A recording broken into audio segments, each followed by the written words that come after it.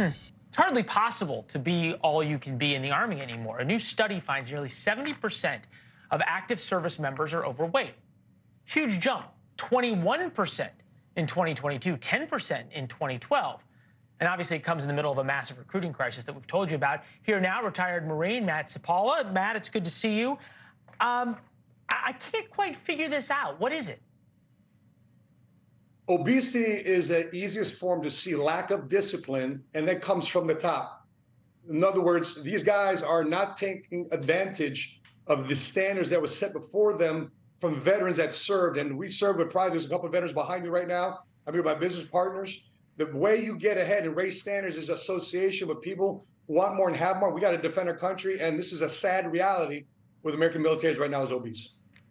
Yeah, look, you don't mean any disrespect to people who are willing to sign up to try and defend our country, but you look at a lot of these recruits now who the idea of them being out on a battlefield and trying to fight and then take care of their wounded comrade is unthinkable, right? I mean, this is not an option at this point for these folks. And we're seeing the standards getting laxer and laxer and laxer to meet the recruiting goals.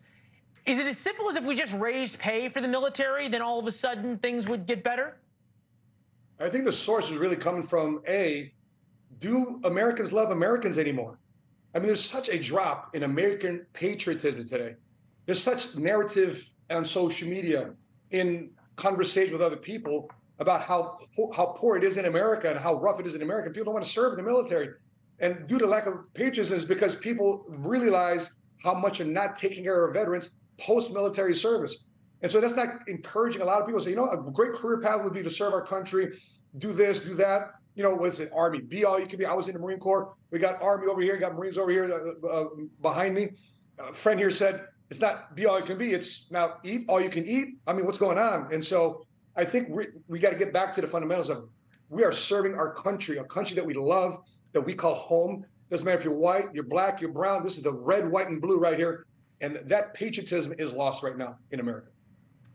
Yeah, it certainly seems to be young adults proud to be American. Share of young adults who say they're extremely proud to be American. It was low, right? It was in the 40s in 2015. Now it's down to just 18%.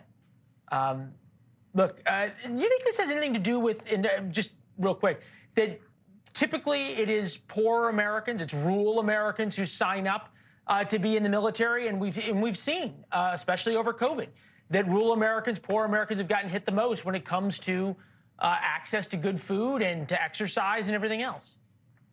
Yes, I mean, the person in the multicultural community that's recruited into the military, predominantly, especially in the enlisted ranks, not the officer ranks, are usually in your middle to lower income demographics, whether it be black, brown demographic.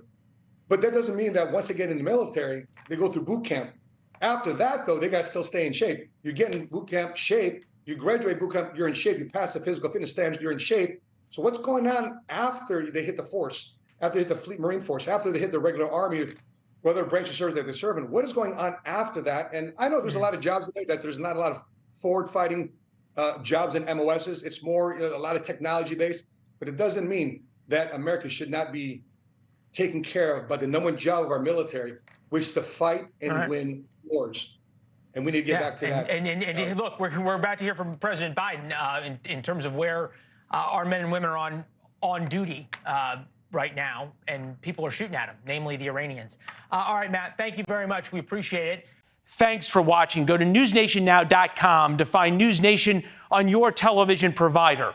And don't forget to subscribe. Click the red button to get more of NewsNation's fact-driven, unbiased coverage.